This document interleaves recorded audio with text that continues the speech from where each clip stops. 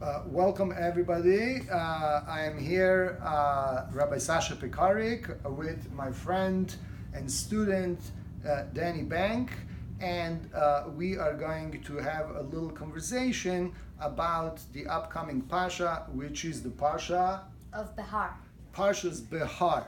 So Parsha Behar, I was thinking because today is Lag BaOmer, and we are now entering the second, or better, the last third of Sefirat HaOmer, going toward Shavuot, that we are going to be talking about music.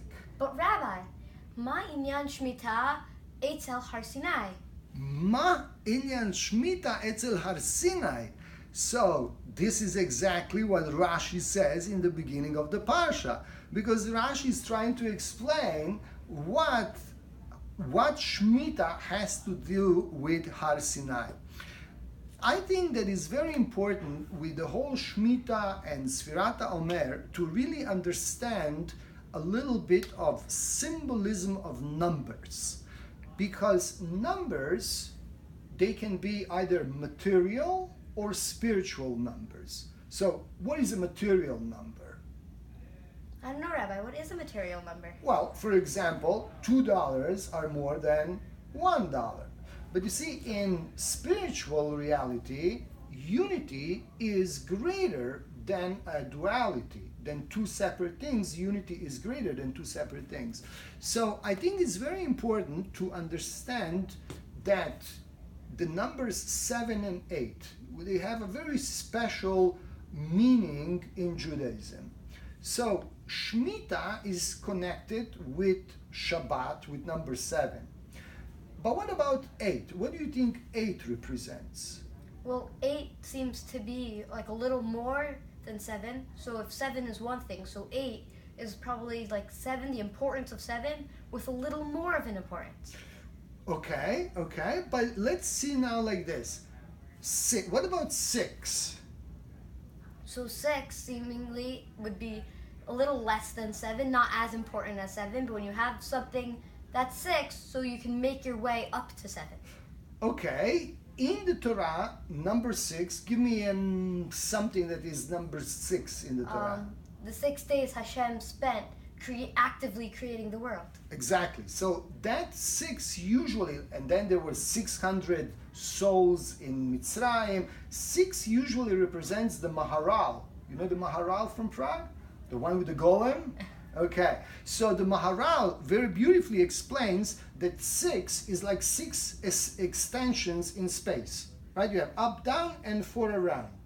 But then in the very middle, it's the 7th one, which is called Shabbat. But Shabbat is Mekor Beracha, is the source of the 6, but it's of a different kind. It's not the same as the other 6.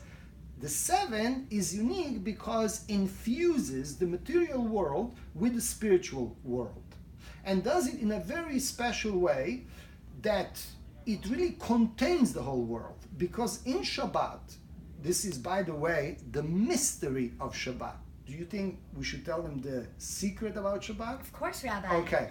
So, creation,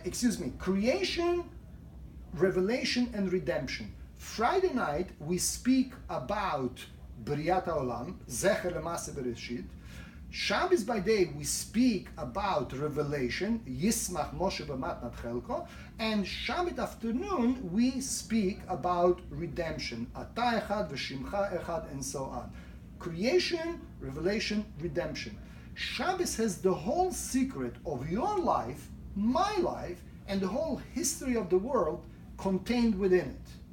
When we look at Shabbat, then when we have that privilege, when we are really withdrawing from the world, and we open ourselves to the holiness and the message of Shabbat, then Shabbat really gives us a glimpse of the 8.